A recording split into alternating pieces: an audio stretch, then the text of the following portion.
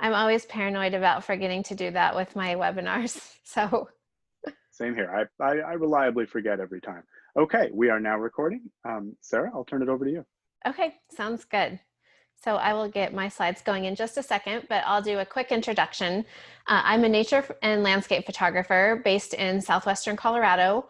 I travel part-time in my Airstream since my husband and I both have part-time jobs. So we travel in our RV part-time and we live in a rural community in southwestern Colorado part-time. And I'm a photography educator generally, so I write ebooks, I have video tutorials, and I teach classes like this. So that's mostly how I earn my living through nature photography. And I do in-person workshops when we are living in different times. So that's a little bit about me. I do work in both color and black and white. So today you'll be seeing all of my black and white work, but I also do color which looks pretty different than what my black and white looks like. So trying out two different sides of my personality with my color and my black and white photography. So with that brief introduction, I'll get my PowerPoint going and we'll jump in.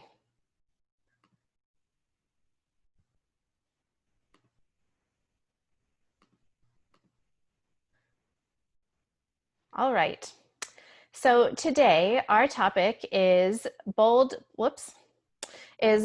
black and white landscape photography. And I'm going to cover some essential lessons to get started if you're new to this topic. And then I'll go through some case studies. So I'll talk a little bit more about the goals for the session in a moment. But overall, we're going to be talking about black and white landscape and nature photography today. So this is a massive topic, and I've written a 183-page ebook about it, and then I have video tutorials. I think they're 6 or 7 hours long that go through the basics and then the details about processing in both Adobe Lightroom Classic and Adobe Photoshop. So if you're interested in extending your learning on this topic, you might be interested in my course on black and white photography, and you can save 15% with the code PHOTO15. So just FYI that I do have that resource available, and a lot of what I'm going to be talking about is related directly to the content in that ebook and video tutorials.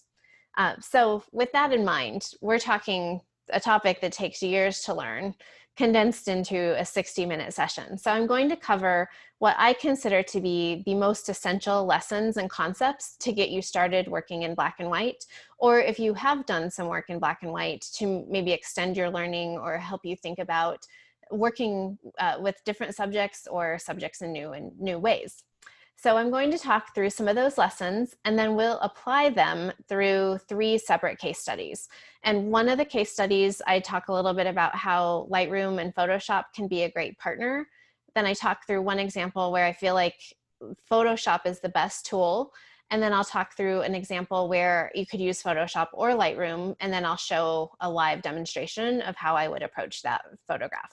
So that's what we're going to be talking about during our hour together today. And my overall goal is to inspire you to see new opportunities in your existing catalog of photographs or the next time you go out into the natural world. So given our current circumstances where a lot of us are staying closer to home than we might typically have, this is a great opportunity to experiment with the files that you already have. So you might be able to find some of your current files that you've processed in color, but that could also work really nicely in black and white. So hopefully if you've never tried out black and white, or you're looking to extend your skills, that some of the things we talk about, you'll actually be able to apply without actually having to go out and take new photos. So this is what I hope to accomplish during our time together. Again, knowing that I'm condensing a lot. A few notes. So I am not a very technical photographer. I'm much more focused on the part of being outside and connecting with nature, and I know enough about processing to get the results that I want. So given that you are all part of a group entirely focused on Lightroom, many of you definitely know more about the software than I do. So I feel like it's important for me to say that I use really simple methods, but these methods work for me. And I know that there are many ways to get to the same result, to get really good results. And these are just the ways that work for me. So felt like it was important to introduce that at the very beginning, knowing that some of you will probably have a lot deeper knowledge, but I'm hoping that you can see that even with some pretty simple tools, I feel like you can get good, customized, personalized results with Lightroom and Photoshop. So now we will jump into what I consider to be some essential concepts. So the first is starts with mindset. And one of the things I hear a lot from nature and landscape photographers is like, maybe I can save this photo by converting it to black and white. And I feel like that attitude of like black and white is the fallback, or it's the alternative when something doesn't work in color, that's giving short shrift to black and white photography as a creative medium in and of itself. So I think that a better perspective is that working in black and white is a creative and expressive medium in and of itself, that you're making that artistic and creative choice, and it's just as valid as working in color or other types of any other type of presentation. So we're going to move forward through this presentation with the idea that black and white is a very deliberate personal choice that you're making because you feel like it helps you express your view of the subjects that you choose to work with. I think another really important thing to think about is that black and white, by its very nature, is already an immediate departure from reality. So when we lose color, we lose the connection to having a viewer expect something to be grounded in reality. And that's a huge debate in color nature photography, especially. How far can you go before it's considered digital art, or that it's too far of a departure from reality? But with black and white, the moment we strip out color, we are experiencing the scene in a way that we can't in nature. So by doing that, by stripping out the color, that offers us tremendous opportunity for creative expression. And I feel like it removes a lot of the tethers related to processing and rendering a scene very differently than you might have experienced it. So a lot of what you'll see today in terms of my examples, I'm going to show you one raw file and then the result, and they're incredibly different from each other. And that's because I see black and white photography as a creative pursuit, and that I feel like I have that latitude because it is such a departure from reality. So I personally feel much more constrained when working with color photography than I do with black and white. And so I love the freedom that comes with saying, here are some raw materials, and I can do a lot to them, or to that, using those raw materials, and then present them in a totally different way that's filtered through my imagination and my connection to nature, and expressing the qualities that I find to be most interesting. And then working in black and white also, I feel, requires some departures from the conventions of nature and landscape photography. And I'll give you some examples of, these are the things that you learn. So when you come into the field of nature photography, if you learn from some of the major resources online, or if you pick up a book, you hear a lot of rules about this is how you do nature photography. And I feel like these things they immediately start constraining you from the very moment you start in this genre. And it's things like, you should only shoot during the golden hour. So you should only photograph when there's beautiful color in the sky, beautiful light on the landscape, that if you're photographing outside of that time, you are totally wasting your time. Or that you have to grab a viewer's attention. You have to have a single subject that's the focal point. You should never center a composition. Flat light is super boring. Like, these are all the things that you learn as the conventions of what makes a good photograph. And for black and white photography, you have to unlearn a lot of these things. And one of the things that I'll talk about especially is light, because for black and white photography, you have opportunities throughout the day. So this is another mindset thing, that if you want to create creative and expressive black and white photography, it can be really helpful from the very first time you start working in black and white to get all of these ideas about what makes a good photograph out of your mind. Because by leaving behind some of those constraints, you'll have a broader range of tools and ideas at your disposal. So this leads directly to this idea of personal expression. And I think it's another one of the mindset things that's absolutely essential to our discussion today, is that black and white nature photography is a form of personal expression because if you're using if you're doing customized processing, you're imprinting your vision of a scene onto the photograph or onto the image file that you have in front of you.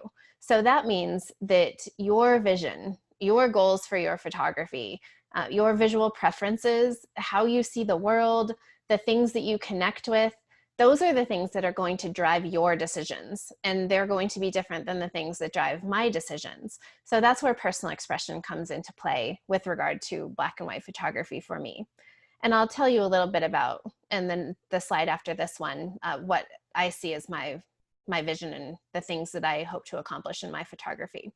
But I think that as a framework, it's helpful to think of light and subject and composition as all being essentials. And those are the three things that come together to create a photograph. And your vision is the thing that helps drive your choices. So the choices that I make about composition are going to be driven by my vision of how I want to interpret the natural world. Same thing for the subjects I select. So the things that I connect to, that I want to photograph, and the types of light that I choose to work with. Those are all the things that my vision helps determine, because it's how the things that I connect with, the things that resonate most with me and that I want to communicate through my photography. So that vision piece is really important for black and white photography, because there's so much personal interpretation included in taking a raw file and translating it into a black and white photograph. So the figuring out your vision piece is a really important component of communicating through black and white as a medium. So just as an example, so that you know kind of what I'm talking about, my vision of nature is that I have a really chaotic mind. So constantly busy thinking about things, ruminating over things, never slowing down. And nature photography is one of the only times where my mind eases and I feel some sense of calm. So I see photography as a meditative and a contemplative process. And it gives me a way to organize the chaos around me. So right now we're living in such a chaotic world. And I just spent the last 2 weeks out camping on a camping trip, photographing. And it really felt like that process of photographing helped me kind of organize a lot of my thinking and have a way to express like all that chaos that's happening in my mind, how I can organize it through nature. So that means that I look for a lot of order. I try to take the chaos of nature and put it into order. I seek out harmony and grace and elegance, simple scenes. So a lot of my compositions are very simple with a lot more excluded than included. And then I always try to find beauty in the mundane. And I'll talk a little bit more about how that plays out in another slide. For my color photography, this all plays out in cooler, softer colors. So a much softer approach to nature. Whereas with black and white photography, it's much more intense, dramatic, and bold. So when we're thinking about how personal expression relates to how you present your photography, with black and white, I think it's really important to go through this kind of thought process. Like, what are you connecting with in nature? And how do you want to interpret the scenes and subjects that you're encountering and then communicate them to the world? So this is your vision is what helps drive a lot of the processing decisions that then take a raw file into a finished photograph. So you'll see a lot of more like dramatic contrast, more bold compositions and that kind of thing in my black and white work than you would see in my color work, because that's how I express one side of my personality through my photography. And I also feel like black and white photography supports what I call an expansive approach to nature and landscape photography. And that slide that I talked about, all the rules and constraints that you immediately learn when you enter this field, I feel like black and white photography helps kind of remove some of those constraints. So instead of seeing things in limiting ways, like we're accepting the limitations that we're taught, we're seeking opportunities. So things like, how do I photograph throughout the entire day? Well, presenting scenes in black and white is a great way to work outside of sunrise and sunset. I also feel like not going into a landscape with expectations is another example of an expansive approach. So I never know what I'll connect with, so I always try to go with an open mind. That means in some cases I might see things in color that I like. In other cases, it will be things in black and white. And I'm open to whatever presents itself on the day that I'm out and photographing. And then finally, this last piece really relates strongly to black and white photography. And that's the idea that there is always something to photograph. So opportunities exist throughout the day, regardless of light and weather. So this is what I consider to be my basic approach to nature photography in general, but I feel like black and white photography in particular really helps me accomplish this. So if you find yourself frustrated by feeling like, well, I go out, the light doesn't look that great, the clouds didn't light up and it was super frustrating. Well, black and white photography can be a way to get out of that feeling because you can work in all sorts of different light and have successful results. So I like this because it helps me see opportunities instead of limitations. So this is just a really small selection of my photographs that I think help demonstrate what I had just talked about. So I like things like finding patterns and repetition, which helps organize the world. I like the strong contrast, so really strong blacks, really strong whites, and a range of grays in between. I like working with all different kinds of light. So we have stormy light, we have cloudy days, completely clear days, overcast days, direct light, indirect light, creating my own shade. So these photographs, to me, can help demonstrate what I mean by an expansive approach, that there's opportunities in any landscape at any time of day, especially if you're willing to work with black and white photography. So with that, we'll shift from the big picture, theoretical, philosophical, and get much more specific into some very specific lessons and concepts, especially that can hopefully be especially helpful if you're new to this topic. I'm gonna grab a quick drink.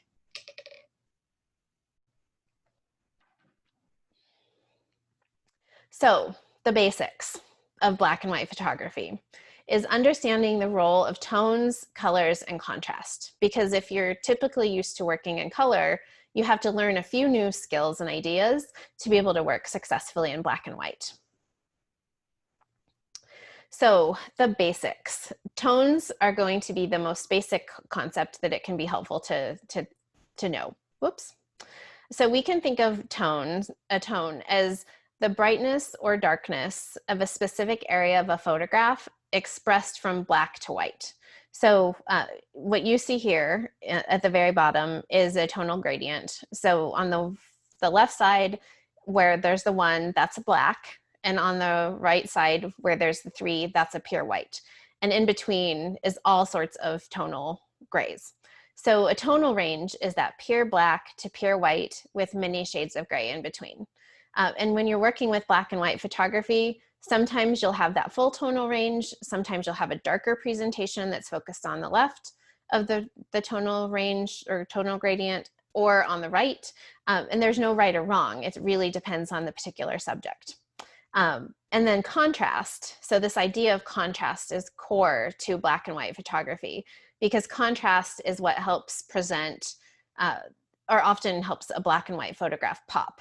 And the contrast is the difference between darker tones and brighter tones within a photograph. So in the example that you see here, we have a full tonal range where the black in the cliffs, so this is a scene from Hawaii, and where the 1 is, you can see that those are really, really dark tones. Like there are some pure blacks in there. To number 2, so up in the sky where you see the clouds, and that's like a mid-tone gray, so it falls in the middle of the tonal range. And then 3, in the waves, there are some pure whites. So we have a full range of tones in this photograph, so I would consider this to be a high contrast scene. If we only had lights, it would be lower contrast. If we only had darks, it would also be lower contrast. And those are all valid presentations. It's just helpful to think about contrast as one of the key concepts in black and white photography. It's also really helpful to understand how colors translate to tonal values in black and white photography. So if we look at the bottom arrow on the color wheel, we see the blue, like the darkest blue. You can see that that's a very, very, very dark gray. Whereas if we look at the darkest yellow, that's more of a kind of mid-tone gray. So even when those colors translate from, let's say you had a scene where you had a blue sky with some kind of yellowish clouds, and they were pretty similar tonal value, and then you convert those to black and white, you wouldn't have much contrast there because they're so similar when they're translated into tones of gray. And I'll show you a very specific example of what I mean here, of where we have a really vibrant scene. So this is a claret cup cactus, and these grow all over the American West. And the blooms are really, really vibrant. They range from kind of orangey to super scarlet red, but they're very vibrant. And then the body of the cactus is green. So you have a really strong color contrast between the red and the green. That's immediately eye-catching. So if you see this photo, the color contrast is one of the main things that you notice. Those really bright flowers especially. But if you convert this, so you just do a straight black and white conversion in Lightroom or any other photo processing software, you see that those vibrant reds and greens turn to very similar tones of gray. You barely can even tell that there are blooms on these cactuses. So this is why some scenes without tweaking, if you just convert them to grayscale, they lose all contrast and all visual interest. So it's important to then understand, well, what are some of the tools to then adjust these things? So this is especially related to how film photographers work with black and white photography. And I know some black and white digital photographers also do a lot of color work. So in this case, if we use the black and white mix sliders from Lightroom, and we drag the reds all the way over to the left, so -80, so we're darkening the reds. You can now see that we have contrast again. So the blooms are dark, and the cactus stayed that more mid-tone gray. So now we've introduced contrast into this scene by darkening the reds. We can also take the opposite approach of lightening the reds. So we would pull the red slider all the way to the right, and we would then brighten the reds, so they would appear as white against the mid-tone gray. So both of these are examples of how you can use the color sliders in the black and white mix panel in Lightroom to bring contrast back to your scene. So this is definitely a helpful tool. I use it in probably 1 out of every 25 photographs. I focus almost entirely on other tools, but this is a really helpful concept to understand. And for things like blue skies or green leaves, like those are sometimes where I'll actually go in, I'll use the little color picker, and then I'll figure out, like, if I slide this to the left or to the right, do I introduce contrast in a helpful way that I can't do in some other way? And the main reason that I don't use this tool as much is I feel like it degrades your file a lot faster than some of the other methods that I use. So that's another lesson that I'll talk about throughout, is you can push things quite a bit, and sometimes it's really helpful to push things, push the sliders and push your processing into being a little more excessive, or not excessive, but intense than you might with a color photograph. You just need to be really careful about whether or not you're degrading your file. The tools in Lightroom Classic, that I use mostly for adjusting tones are going to be the exposure slider, the highlight, shadows, whites, blacks, the texture and clarity, and then the tone curve. So those are going to be the main tools, plus the things like the gradient, the radial filter, and those things for more, the adjustment brush for more selective adjustments. And all of these things are focused on adjusting contrast. So that idea of often expanding your histogram so that you have deeper blacks and purer whites so that you have more contrast. And then also doing things like setting the black and white point and then tweaking specific tones within the photograph. So these are the main tools that I use in Lightroom. And these are, I feel like they can, in many photos, get you 90% there. I usually jump into Photoshop, and I'll talk a little bit later about why. But generally, these are the tools that, but with the black and white mix that I previously showed, and these tools, after you've converted a raw file to black and white, they're pretty much the key things from my perspective that you can use for converting photos and processing them in black and white. So if you're new to these ideas, like how do you get started with learning how to do this? The first thing that I think you can do is that you can just simply browse through your catalog and find photos that have some natural tonal contrast and start from there. So look for things like puffy clouds against a dark sky or a dark background, or white aspens against a dark mountain or some dark trees. So you naturally have some contrast there that you can start with. You don't need that at all, but that's a really helpful way to start experimenting with some of these tools, because you'll see the changes. The changes will be more obvious, and you can, I think, sometimes learn more quickly when you start seeing, oh, like if I pull the white slider over, that really helps make these trees pop. And then you can experiment. Since Lightroom can be a non-destructive editing platform, you can create a copy of your file and then experiment extensively and aggressively with the sliders, like the whites, blacks, highlights, and shadows, and the black and white mix panel, and just see how those changes affect the scene that you're working with. That, I think, is the best way to learn, just by experimenting, to see what works, what doesn't, what you learn with different kinds of files, and that will help you progress in your learning. And then when you're out in the field, it can be really helpful to set your camera to the monochrome preview. So you want to make sure it's the preview, not actually recording just grayscale photographs. But that preview can give you a sense of how a scene translates into black and white, so that you can start seeing like, oh, this scene in the preview looks like it has potential. So I know then if I apply some tools in processing that I'll be able to make this into an interesting photograph. So that's a great way to start your learning when you're out in nature. And there are a couple of other things that you can look for. So I would categorize these 6 examples as things that you can look for when you're out in nature for subjects that can sometimes translate nicely into black and white without a lot of work. So inherent contrast, like I mentioned just a few minutes ago, white trees against a dark background. So you naturally have tonal contrast to work with from the moment you convert something like this to black and white. In the next example, the seaweed, that's an example of texture. So where you have something that kind of feels or looks like it has an interesting feel to it, with you can tell, like if you reached out and touched it, in this case where you have obvious lights and darks, that kind of texture can sometimes create interesting photographs in black and white. Colors you can use. So the example here of these plants in Hawaii, they're green and purple.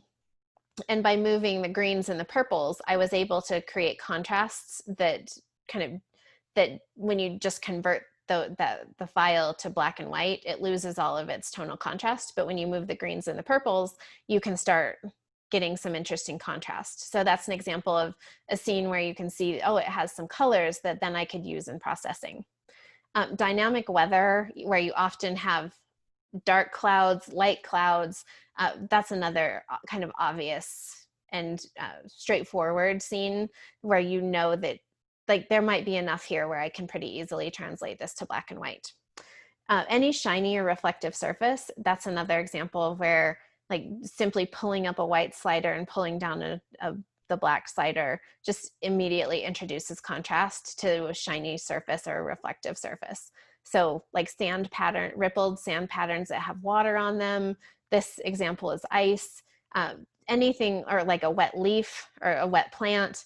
Those are the kinds of things where you can often introduce contrast in black and white pretty easily. And then some silhouettes and some similar ideas. So this isn't exactly a silhouette, but you get the idea of a dark subject on a light background. So these are 6 concepts that you can look for if you're just getting started that sometimes translate pretty well into black and white. So the next lesson is to think differently about light. And this goes back to the lesson that you learn right when you start nature photography, is that you should photograph during the golden hour. Well, with black and white, that doesn't always work. So with good light, we define good light in nature photography as these tiny little bands around sunrise and sunset. Well, how about we expand our definition of good light to include the entire day? So from 30 minutes before sunrise to 30 minutes after sunset. For black and white photography, you have opportunities throughout that entire period because light can work in many different ways for black and white. So the first lesson here is to be open to all different kinds of light. So instead of thinking about good light or bad light, we want to think about light, the qualities of light. So the direction, intensity, and color. And I'll just give a couple of examples of what I mean by that. So here's what I just said, that we're, instead of thinking about good light and bad light, we're thinking about the opportunities that light presents. So when we're out in nature and we are observing light, instead of being like, oh, this colorful light is good, it can be helpful to think about, well, where is the light coming from? What direction is it coming from? And what opportunity might that present? Is it coming from behind me, in front of me, to the side of me? And what opportunities are present with all the subjects in front of me related to that direction? How intense is it? So is it particularly bright? And does that bright light mean that I have different kinds of opportunities than if the light was diffused? So thinking about like if it's overcast, well, maybe that means that I'll photograph a smaller scene where I don't need light falling on an entire landscape. And then is the light cool, warm, or neutral? And with black and white photography, this is another tool that you can use. Like if it's a cooler scene, then you can adjust blues when you're processing your photo in black and white. So that black and white mixed panel, again, you could adjust the blues. If it's warmer light, you could adjust the reds and yellows and oranges. And those are tools that you can think about in processing a scene. So when we start thinking about the qualities of light instead of good light or bad light, we can see that there are opportunities throughout the day. And here are some examples. So this is 6 different kinds of light that I use to photograph these specific types of scenes. So in the first example, that's really harsh direct light, where we have light on some of the land, and then we have deep shadows on other parts of the land. In the next example, we have really strong light on one piece of this formation and then dappled light across the rest of the scene. So that's where light is filtering through clouds. The next example, I've created some shade. So I've used a reflector or my backpack or a coat and actually created shade over a scene. The next example is middle of the afternoon. So well before the golden light of sunset. The sand ripples, that was in the middle of the day on a totally clear day. So those days that landscape photographers constantly complain about. Well, with black and white photography, direct light on a clear day can create interesting light and shadows. So that's an opportunity that you might not have thought about if you're more used to color photography. And then dreary and stormy conditions. So these are all examples of light that happens from before sunrise to after sunset throughout the entire time of the day. So thinking differently about light means that we can see different kinds of opportunities throughout the day. So now we're going to move into the second part of this presentation, which is all about realizing your vision through processing. So black and white photography starts in the field, but for digital photographers, the processing component is essential to realizing your personal vision of a scene. So we're going to talk about some basic approaches to processing, and then I'll go through some specific tools and some ideas about my workflow before going into some specific case studies. So the first thing that I feel like it's really important to talk about is that you shouldn't fear really strong contrast and deep blacks and pure whites. I feel like not every time, but often when I start working with an individual who wants to get into black and white photography, they do the initial conversion and then make some pretty minor tweaks like you might with a color photograph. And you have a range of grays. And those kinds of photos just don't pop. So when you have strong blacks and strong whites and contrast across the tonal range, those are often the black and white photographs that catch your eye. So if you're used to just working in color, kind of expand your thinking about how far you might want to push a file, and don't let yourself feel constrained by going too far. You can obviously go too far, but I think the lesson that I want to encourage is sometimes when people are new to black and white photography, they aren't quite willing to go far enough. They aren't willing to do the pure whites and the dark blacks, which when you're printing black and white photographs, sometimes are the key to making it a successful piece of art that you would hang on a wall. And here's an example, and I will say that the example on the left is tweaked a little bit, like it's a little overdone, but it's to make the point that processing that looks garish in color can actually work pretty well in black and white. So this is a slight exaggeration of the photograph. The file on the right, this is what it would be if you took out the black and white filter or the black and white conversion. This is the color version that would remain. So you can see that it looks garish, but that means that I've just pushed it a lot further than what you might do with a color photograph. And the important thing to note is with all of this is you can push things as long as you're being really cognizant about degrading your file. Are you introducing noise? Are you introducing banding or artifacts? So zooming in and just keeping an eye on those kinds of things.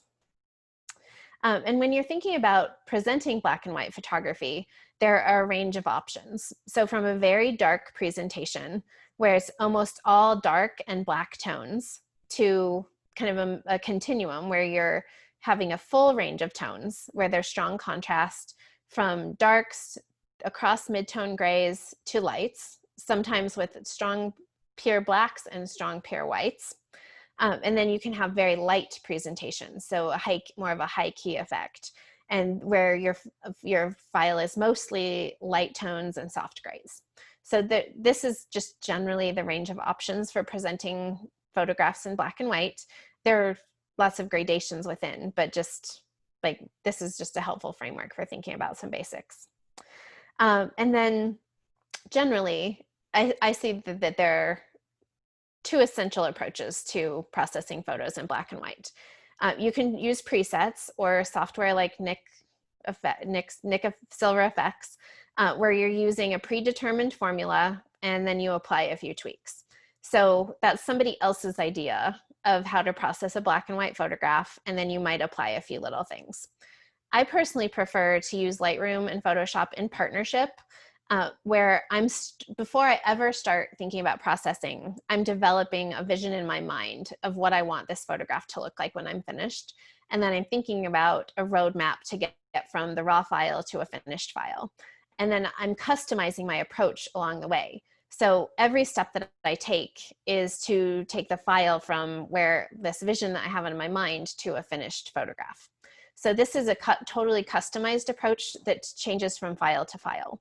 And my approach, I take many small steps in the right direction.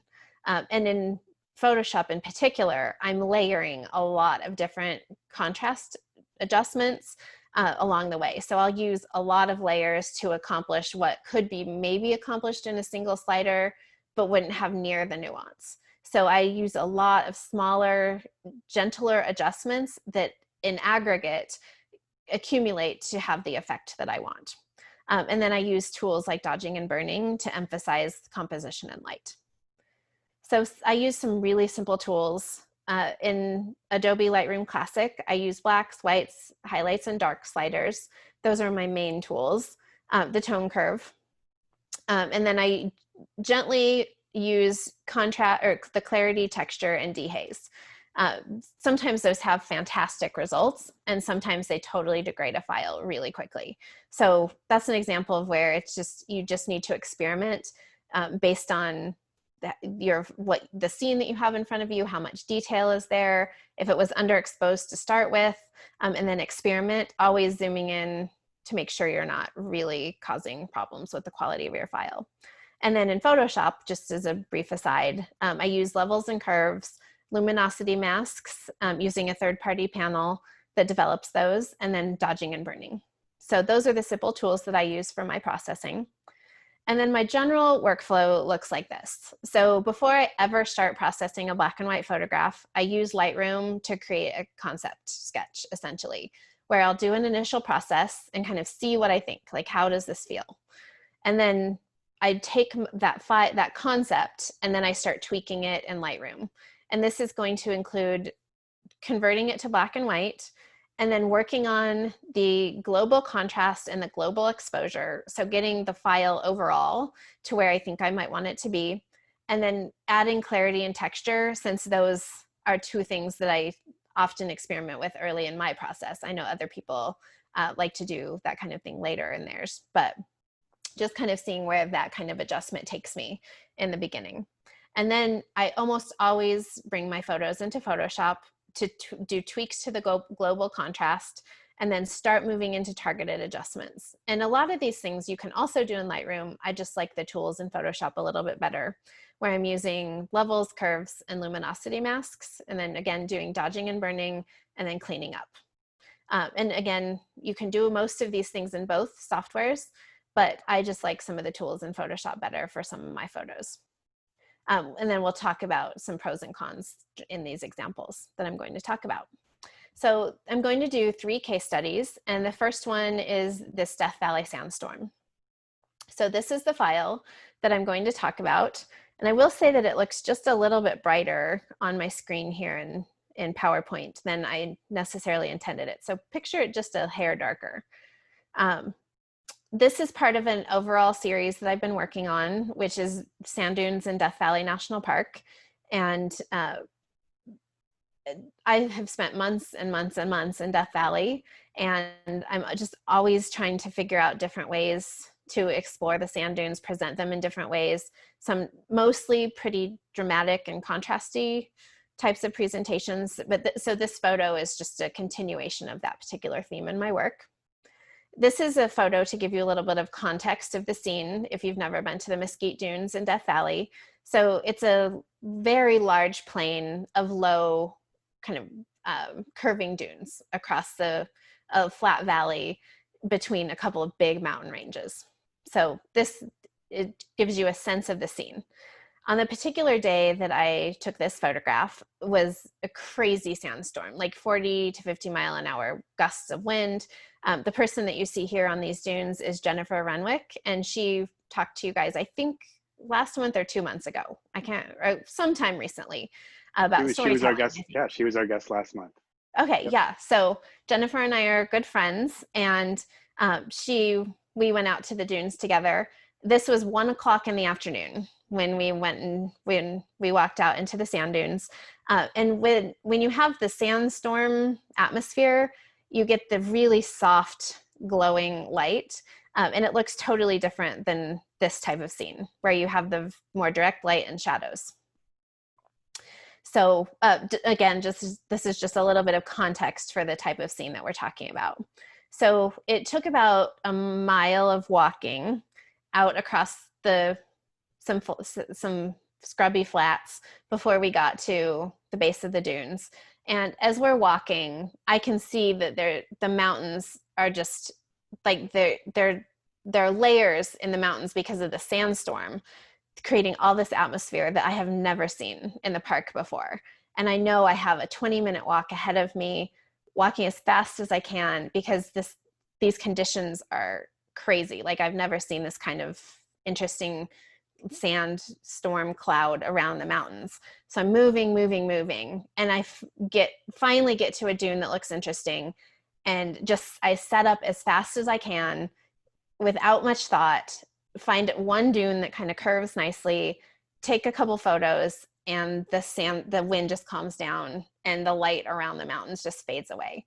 So it's just like, it was super intense, super fast, not my typical way of photographing. I like the slow and contemplative, but I just, like, it was a super intense experience. And in processing the photo, I wanted to capture that intensity. So it felt like a very intense and dramatic moment. Just thinking about it is kind of like the intensity of being there. I can actually feel it in my body right now. But the approach was that I was moving really fast and I was reacting to the conditions because things were changing so fast. So that experience is what drove me to process the photo like I did. So very, very dark with visual emphasis on the ridges of light and the cloud of sand, because I wanted to convey that intensity of the experience. So those are the ideas that I took going into processing the photo. So a few quick notes about the composition and light. So it was a clear day, but the atmosphere was created by all of this blowing sand. Um, this main swoop of the sand in the foreground leads to the mountains, so that offers a little bit of a curving line and then a counterpoint with the mountains. This frame around the edge gives the main part of the scene some room to breathe. I cropped this, so I'll show the raw file, and you can see I cropped quite a bit off the right. And then most of my processing was darkening and then emphasizing the light. So emphasizing the light on the dunes and emphasizing the the cloud of sand around the mountains. And then there was repetition. So the repeating lines in the sand, the repeating curves, and then repetition in the mountains. So that kind of repetition can help pull a composition together. The technical details, this was a single file photographed at 24 millimeters, f14. And then you can see from the rest of the tech details that this was not a refined type of situation, because I could have clearly reduced my ISO. Since I was using my tripod, like I didn't need it to be at ISO 400 at 1/2500th of a second. No filters, but I did what I had to do to just get this before the sand stopped flying around. So here's the raw file. And you can see that it's underexposed. I had very little time to fine tune the composition. I just kind of worked with the first curving dune that I saw. There's a lens flare at the top, but there's atmosphere. And that's the main thing. So it's, when you look at this raw file, it's like brown, kind of really brown sand, kind of dull light in the sky, but there's this interesting atmosphere. So this doesn't work terribly well in color, but when you really expand the histogram and introduce contrast, then you get a much more intense rendering. So every time I process a photo, I think about it in terms of a processing roadmap. So this idea that I have in my head, like how am I going to apply that in processing? So essentially, you can see all of the little notes that I've made here. But the idea was that I would use pretty aggressive processing so that I could convey the intensity of the experience and the drama of the scene. So that means dramatically increasing contrast throughout the scene, emphasizing the textures in the sand, and then really emphasizing the lighting. So all the little bits of like the light on the edges, and like the processing focused on emphasizing that lighting. So here's my workflow. And since this is being recorded, if you want to go back and pause it and see the details, you can. But the essential idea is that I started with the quick sketch in Lightroom, and then I converted it to black and white. I increased the exposure since it was an underexposed file. And then I started working on the initial contrast. So in this case, that means reducing the blacks and increasing the whites. So that's the first step in kind of stretching the histogram and introducing more contrast. And as you'll see, I'm building layer upon layer of adjustment so that cumulatively I'm getting that effect of the more bold contrast. So instead of just sliding the contrast slider to the right, I'm building contrast and overall in the file in a couple different ways, and then also with actual layers in Photoshop.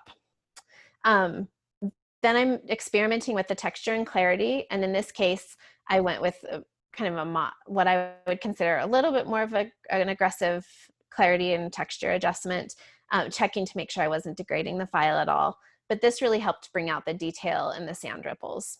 And then I pulled down the curve in Lightroom to darken the file overall. So at this point, I feel like I have a really good base. And then just because I like the tools a little better in Photoshop, this is the point at which I take the file into Photoshop. You could do a lot of these same things in Lightroom.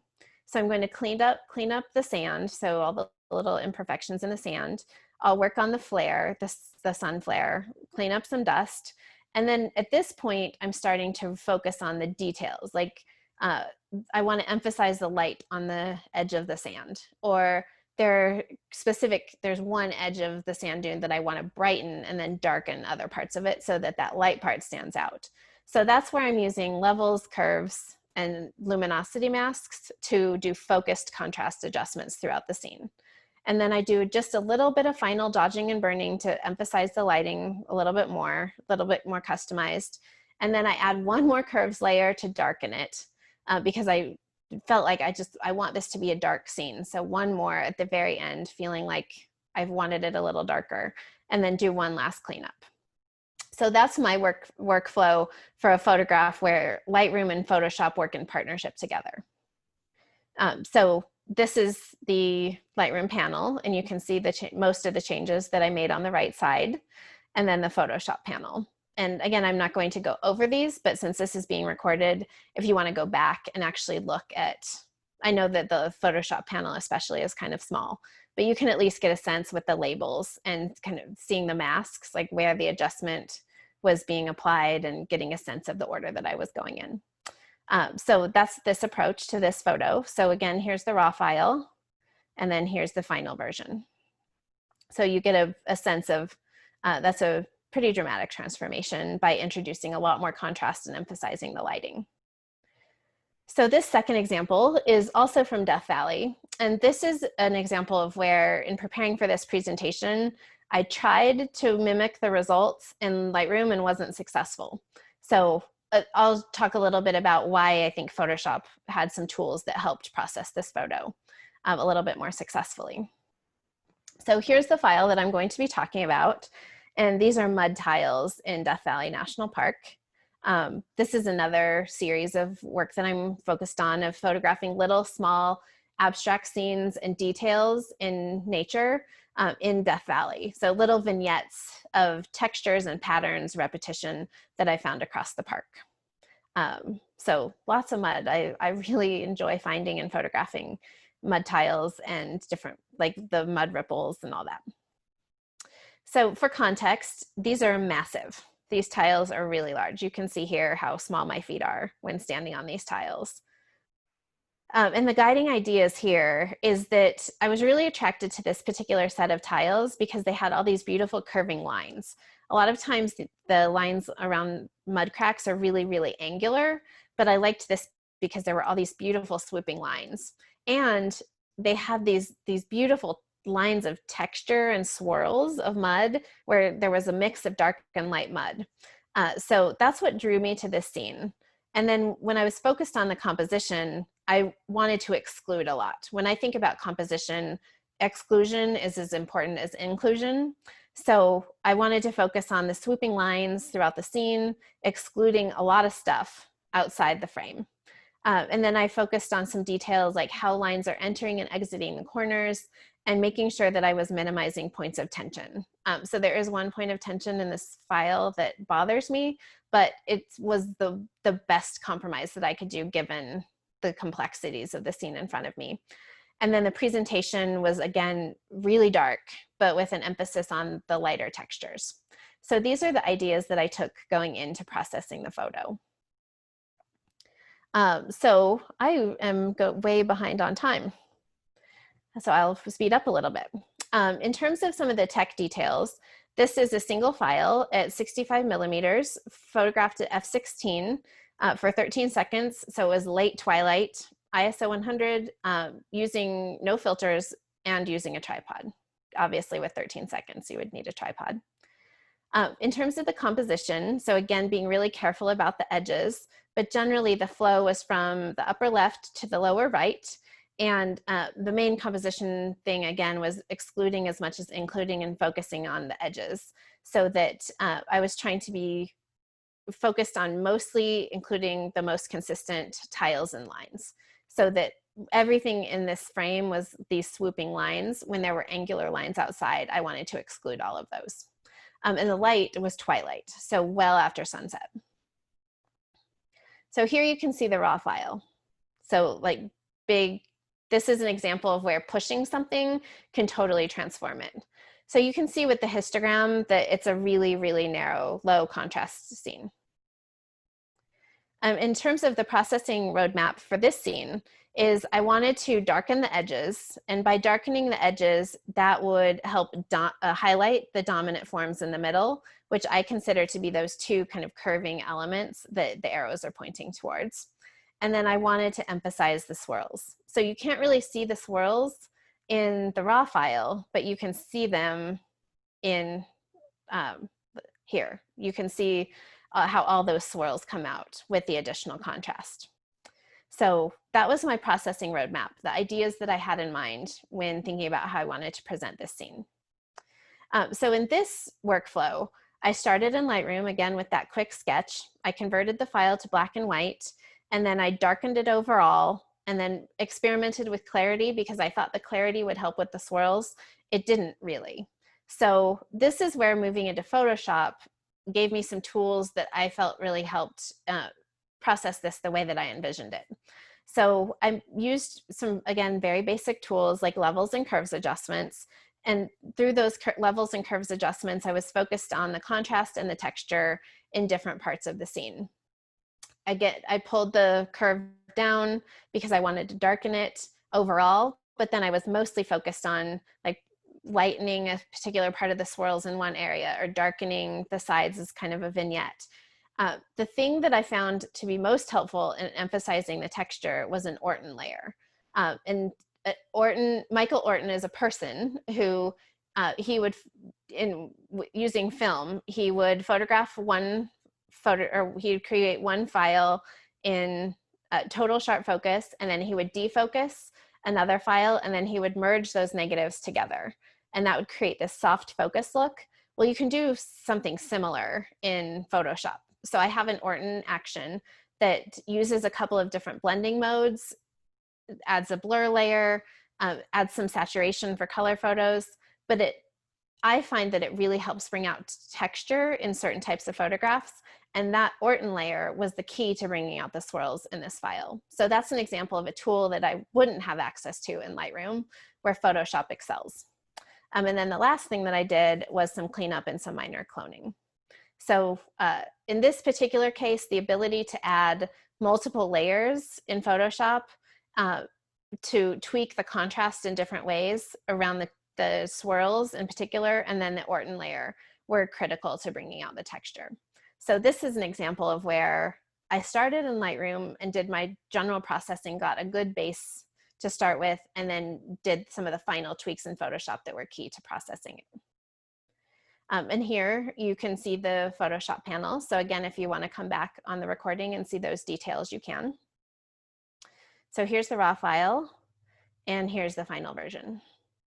So again, expanding that histogram and working on the texture can have a huge role in transforming a photograph. And then the final example that I'll talk through is this black and white rosette, which is a succulent that I photographed at the San Diego Botanic Gardens. And here is the file. Part of another theme that I'm working on. I really like focusing on these plants with radial patterns, particularly desert plants. So here's the succulent in its environment. So you can see this is not the exact same one, but it's a similar plant.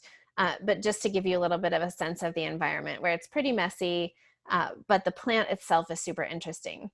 So the idea here was that I really liked the radiating repetition, so from the center outward, and then the natural contrast. So the light edges of the dark leaves, that just said, I'm gonna work perfectly in black and white. And then with the composition here, wanting to focus just on the central rosette and fill the frame from edge to edge. So again, that idea of exclusion being as important as inclusion was one of the main compositional ideas I had here. And then for the details, I wanted to address some debris at the moment and then clean up a little bit more in processing. And again, a really dark presentation overall with emphasis on the center of the rosette. So those are the ideas that connected me to the plant in the first place and then guided my processing. For the composition and light, in this case, it was flat light because I was using my body to shade the subject as I was photographing it. The composition was really focused on emphasizing the radial pattern, and by centering the photo, I was able to get symmetry and balance, and that was the goal. So you hear, don't center your photo because it's boring, or your subject because it's boring. Well, in this case, I wanted, like, the symmetry is essential to emphasizing the radial pattern. And in this case, the balance comes from each quadrant being essentially equal. The main alternatives I tried was just shifting how I was oriented towards the plant to see how much, whichever orientation I could get the most leaves within the frame. I tried a couple of different alternatives. In this case, I removed a small stick and then adjusted the framing to get to the final version that you're seeing. And then I also experimented with shallow depth of field. And I think the shallow depth of field works. It's just I like the final version that I settled on that's totally in focus a little better. And this is a focus stack. So 11 files, and I'll show you the focus points that I used. So I used a 100mm macro lens at f/18, 0.6 of a second, ISO 400, no filters, and a tripod. And this is the focus stacking. So focus stacking essentially means that everything stays the same except for the focus point. So I moved the focus point through each of those green dots. So, because this is a convex plant. So the corner to the corner, and then the two other corners just for safety reasons, just to make sure I had all the right files. And then I used Helicon Focus to create the one merged file so that everything was in focus. And then my processing roadmap was essentially that I wanted to darken the outside and then increase the contrast and brighten inside the green circle so that the emphasis was on the center of the frame. I wanted to then clean up some of the water spots and then deal with that leaf that's just touching the edge of the frame. So here's an example of why it's important to go beyond the presets. So this preset that you see on the left, that's the basic Lightroom black and white conversion, where you have a range of grays with no pop whatsoever. Whereas if you take a customized approach using the tools in Lightroom or Photoshop to say, what does this photo need and what tools can I use to get there? Then you're able to get true blacks and true whites and do some targeted adjustments that really help the subject pop. In this photo, you can get to almost the same result in both Lightroom and Photoshop. So I'm going to actually go through the example in Lightroom very quickly. But with Photoshop, I processed the file in color first, and then I did a few really basic tweaks to get it to the point where it was in final form. So I'll really quickly show the Photoshop panel. So that I can spend a little bit more time on the Lightroom. So the idea with the color processing was I got the file to the point where I liked it in color, and then I just converted it to black and white, did a little bit of global curves, a little bit of global levels, and was there. So this was a really simple photo to process using Photoshop. So with that, I will switch to Lightroom and do a really quick demonstration of this photo in Lightroom.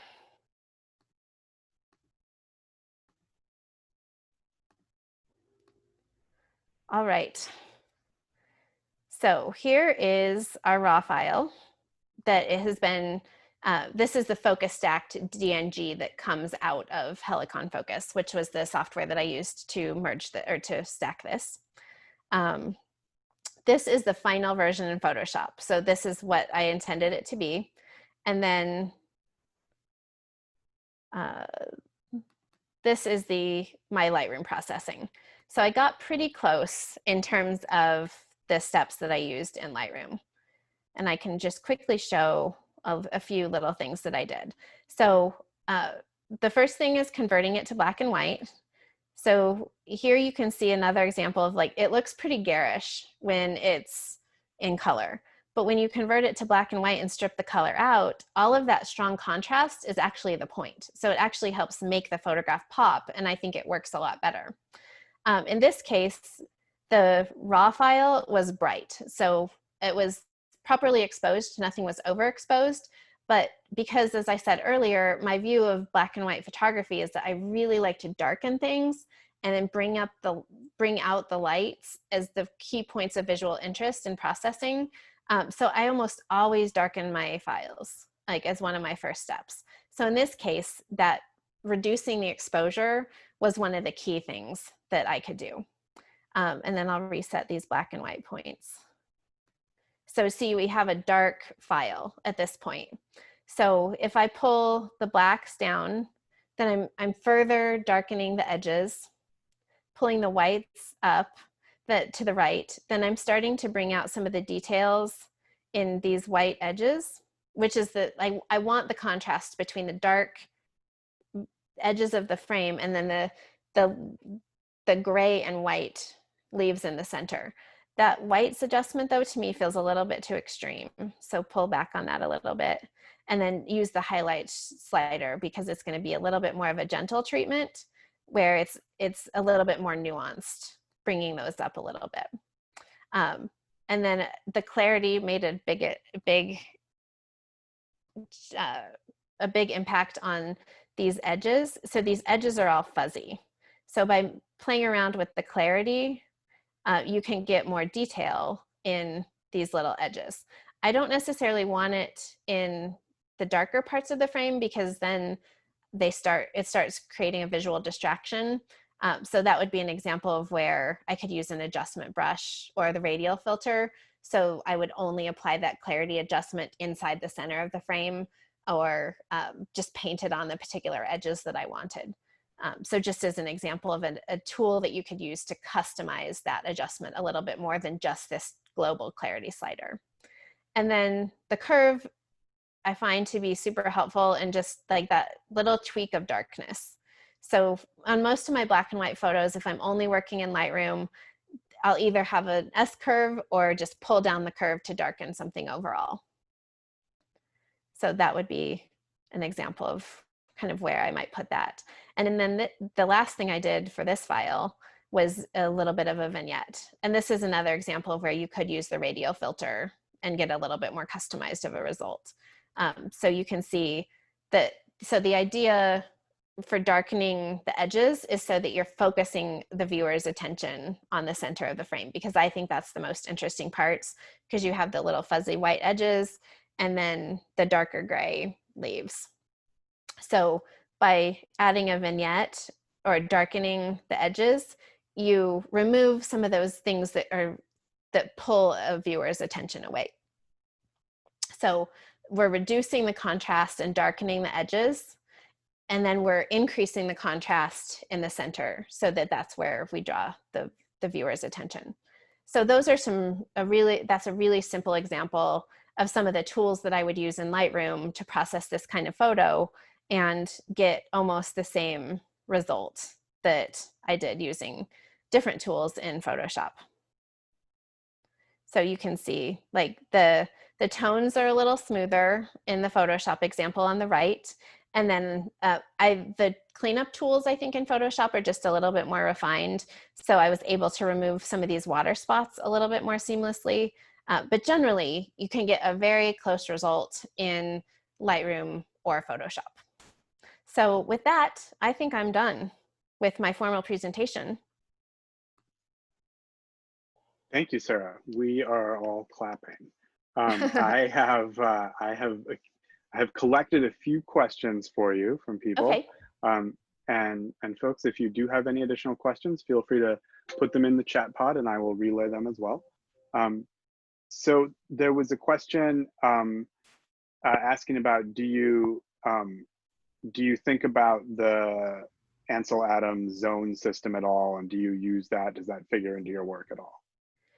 So I know what it is and I've read up on it and I don't use it at all. I think it's helpful to think of it in terms of the tonal gradient, like understanding that having values across a range is helpful and using that concept to understand contrast.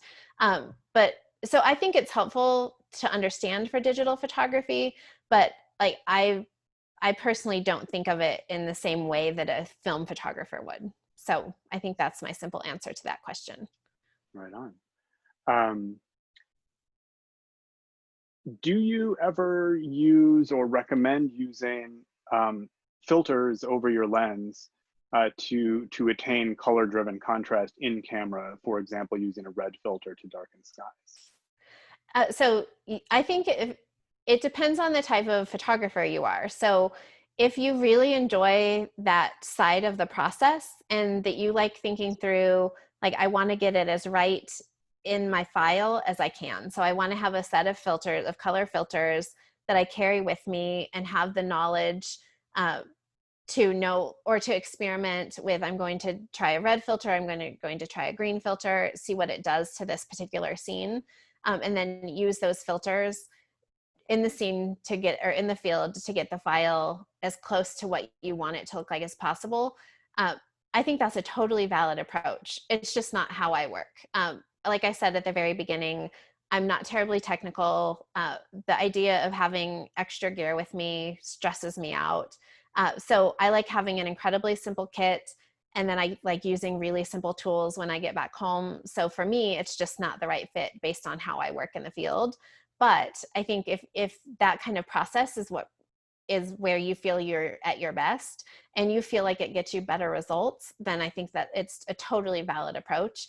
And if for people that are trying out black and white photography for the first time, there's no harm whatsoever in buying a set of filters, color filters, and trying them out and seeing if you like that part of the process versus just having a raw file and seeing what you can do with it when you get home.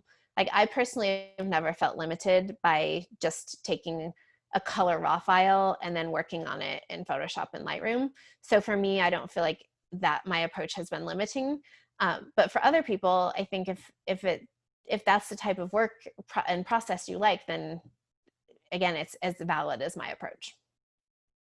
Yeah, I would like put in my quick thoughts on that too, which is, and I'm totally biased because I work for Adobe on the Lightroom team, but like I think of taking a picture out in the field as like capturing the raw material for the photo I'm going to make. And so I don't want to limit that raw material by, I want sort of as flat and as flexible a photo as possible so I can process it as much as possible later on. So for that reason, like I wouldn't use filters like that, but as you say, Sarah, like it totally depends on like your approach and what you want. I don't say all that as a way of like talking about myself, but rather as a lead in to a question that I wanted to ask. And I do have a couple more questions from attendees as well, so we'll get to those in a second. But I wanted to ask you if you're ever kind of surprised by a photo when you get to processing. If you're in the field intending and envisioning a photo to be black and white, and you get back to your computer and suddenly you decide it needs to be color, or the other way around. I'd say absolutely that sometimes happens, or like I'm just playing around with something and then have that aha moment of, oh, like this would work so well in black and white. Like the photo of the swirls, the mud tiles with the swirls. I didn't originally envision that in black and white, but once I started playing with it and was like, this color version, it's too blue. The swirl, like to get the swirls to show, it's just not working. And then it's like, this would work so much better in black and white. And like, then it seemed obvious, like, why didn't I think about that originally?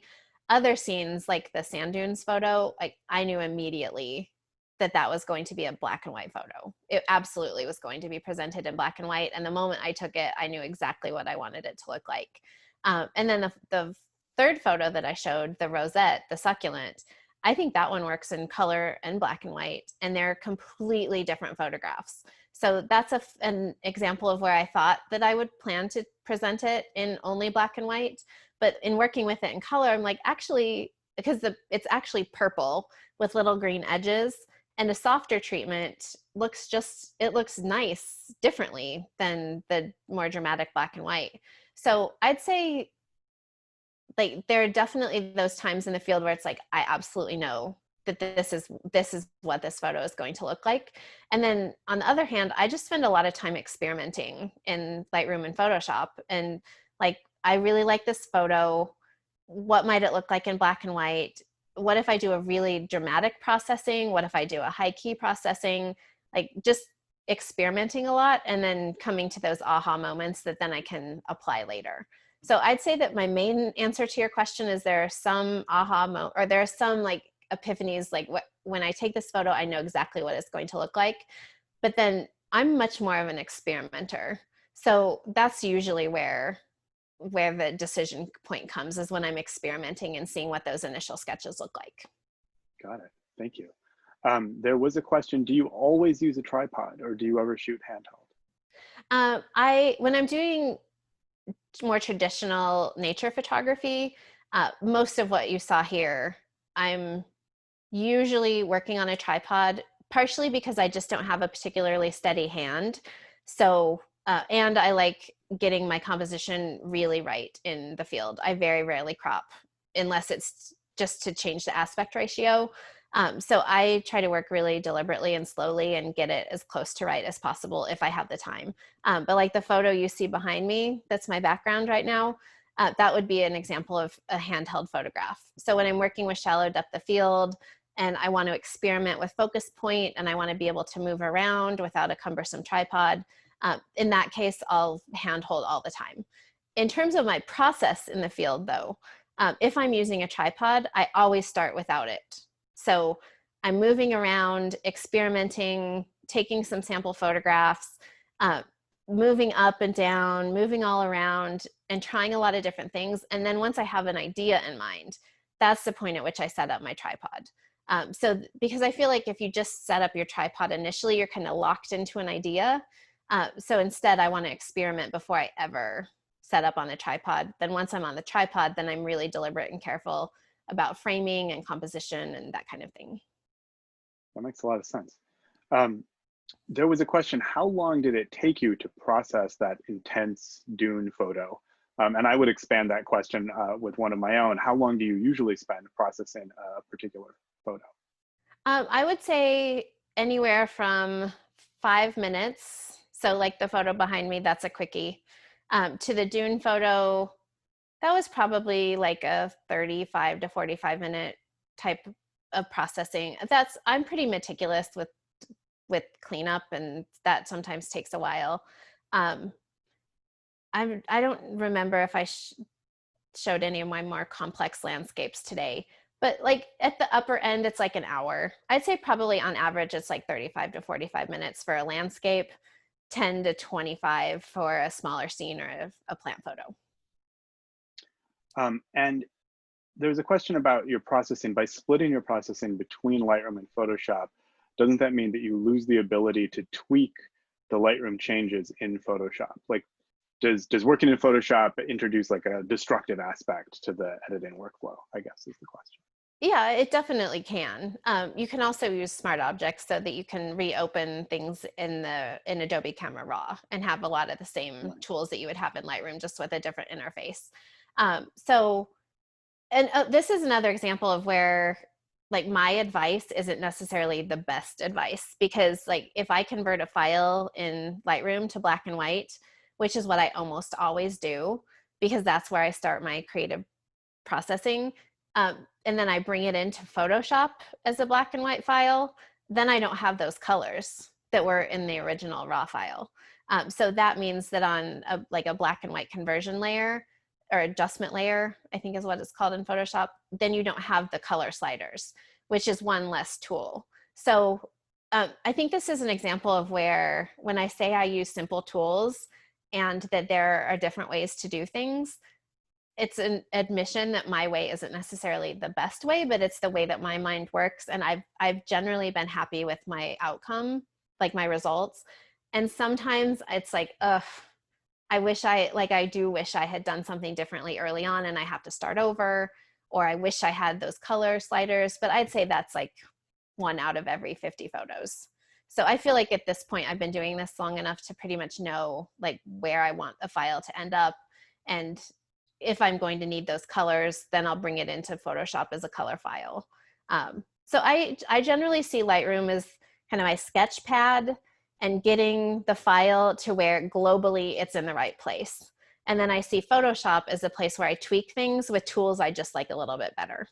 So, and I know that that's not the right way or the perfect way or the best way, but it's the way that works with my mind. So I think that's the most honest answer that I can give, is that There is no right way. When you were showing us the picture of the mud flats, I think it was the one you used is it called Orton layer on? Yes, the Orton layer. I think the question was about that picture. I think it was then that you were talking about points of tension in the photo, and you were trying to resolve or eliminate points of tension, and you were able to do that with all but one.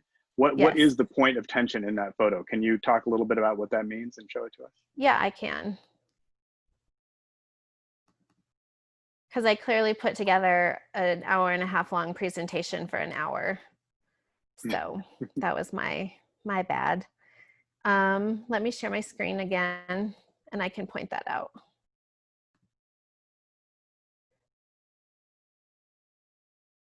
Okay, can you see the file? I know the full PowerPoint's not up, but can you see the file now? I can see it, yeah. Okay, so before I answer, I can allow the attendees a few moments to take a look at this file and think to themselves where the point of tension is on the edge. And then I'll point out. It is this area here. And so if you look at the rest of the edges, most of those entries and exits, they're almost all triangular and they're all pretty soft. This is a hard edge that rises up and then immediately goes down into a crack and then leaves the frame. So I could have cloned this out. I could have warped this in Photoshop. I could have minimized it, but I decided to leave it because I felt like it helps kind of emphasize the pattern or the shape of this one set of tiles, and that it kind of created a visual break that kind of kept it encompassed, because this upper one is a shape with smaller tiles inside of it, and then the lower one is a shape with smaller tiles inside of it. And I wanted the continuity of that shape, but I wish that this wasn't so close to the left edge. So that's what I would consider the point of tension in this photograph. And every time I look at it, it catches my eye, but then I feel like it's not a big enough deal to say, like, I'm going to crop it, or I'm going to clone, or I'm going to do something else. So that's essentially how the thought process that I went through about that particular, what I consider to be a point of tension. So anything that you have, anytime you have a difference, so in this case, it's a sharper edge than anywhere else in the rest of the frame. When you have something like that along an edge, it just has the tendency to pull your attention, is how I think about that. Yeah. So I hope that answered that question. It did for me, at least. Okay. What do you think about cameras designed just for black and white? I would never, ever, ever, ever want to use one, because I work in both color and black and white. So, or like some of my friends who use infrared, like, I think that would be, I can understand that because it's a different technology. But like having a color raw file or a camera that records raw files in color with a monochrome preview essentially does the same thing, but it gives you all the data that you want. So it's like, if you want to, like, I don't have any interest in being a film photographer for the same reasons. Then you have a piece of raw material that is less flexible than a color raw file. So I think that's, again, it's not a right or wrong. It's just my approach. Like, I like being able to think, well, I like this in color and I like it in black and white, and I want to be able to do both. Yeah, sure. You mentioned a couple times about doing, and I think mostly in Photoshop, doing some cleanup on the image. And someone was asking if you could provide a little detail about that. What does cleanup mean exactly? So cleanup would mean dust spots. So that would be more of a technical issue with the camera, or with my inability to keep my sensor clean, more specifically. So cleaning up dust spots. And then like for the example of the succulent, cleanup would be clean the water spots. So in a botanic garden, when they water plants, if they have hard water, sometimes they end up with water spots on the plants. And that's something that I consider, like, it's not inherent to the subject. Like, I could probably have wiped it off with my finger if I had tried. So that's something that by eliminating or by cloning out something like that, you eliminate a visual distraction that doesn't really change the quality of the subject. If there's a stick, or in the mud example, there were a couple of imperfections on the mud. I never totally, like, the reason I love nature photography is because I love nature. I don't want to change a subject that much that I see in front of me, because like the subjects are the things that keep me going and keep me getting out. So I'm not into doing things like replacing skies and heavily manipulating or heavily warping scenes, because the challenge of nature photography for me is finding the scene and then figuring out how to photograph it and present that interpretation to the world. So by cleanup and cloning, I mean like 1 to 5% of a scene, maybe 5% on the very, very extreme end. of where I'm addressing little details. So that's what I mean by cleanup for me. That was a Got it. really long answer. No, that's great. So we have 3 minutes remaining. I have two more questions to relay to Okay. you, which I will do now. Now we have 2 minutes remaining. And also we still have 57 people here. That's great. Thank you all for sticking around for the Q&A. I also have actually one announcement that I would like to make to the rest of you who are still left here. I will hold that until after your two answers, but if folks want to stick around for just a moment after Sarah's done, I have a real quick announcement. So the second to the last, the penultimate question, do you ever use sharpening, either in Lightroom or in Photoshop when you're processing your photos? At the beginning, I always add a little bit of sharpening, and this is just based on tutorials I watched from other landscape photographers about best practices. So adding a little bit of sharpening at the very beginning of the process, and then at the end of the process, I will sharpen for whatever use I have. So if I'm exporting a file from Lightroom for the screen, I'll use the Lightroom export.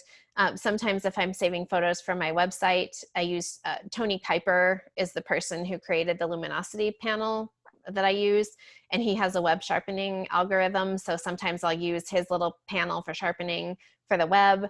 I use a different software for sharpening for print. So it all depends on what the end use is, essentially. So all different processes for all those different things. Yeah. And the last question was, do you ever shoot for HDR?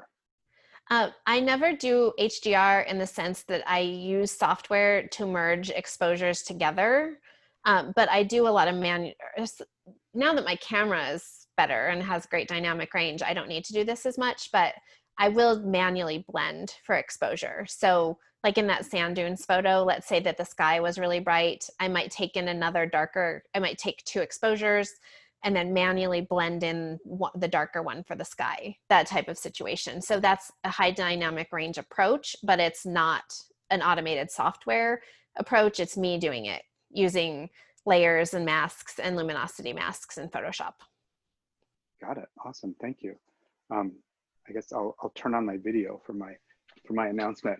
So just before we say thank you and goodbye to Sarah and to all of you, I just wanted to mention really quick, coming up next month, October 20th through the 22nd, is Adobe Max. This is an annual like creativity conference that Adobe puts on with tons of like keynotes and celebrity speakers and classes and workshops and all this stuff. And it's usually a thing that people pay thousands of dollars to go to in person in LA or Las Vegas or something like that. And obviously nobody is doing that this year. And the whole Adobe Max conference is going to be online, and it is 100% completely free for everybody. And you can go and sign up for free, and you can attend classes by like amazing photographers. Not just photographers. It's not just photography. It's like design and filmmaking and all kinds of stuff. So I just wanted to mention that because it is this like totally awesome, huge free resource. And I thought that would be something of interest to some of you. There's a bunch of photography classes from a bunch of photography instructors, including me, by the way. But that's not why I'm mentioning this. So yeah, check that out if you're interested. You can just, if you just go, do an internet search for Adobe Max 2020, you'll find the sign up page and can get all the info, and it's super cool. So just wanted to say that. Sarah, this was awesome. I love this presentation and your photography. We've gotten a lot of great comments in the chat here, and just want to thank you again for taking the time with us this evening. Yeah, thanks so much for having me. And if anybody has any questions, feel free to reach out. My website is naturephotoguides.com, and I'm happy to answer any questions about this presentation or anything else you have about black and white photography. So thanks so much for having me, Ben. I really appreciate it. Yeah, and thank you. Thanks, everyone. Have a great night. Bye, everyone.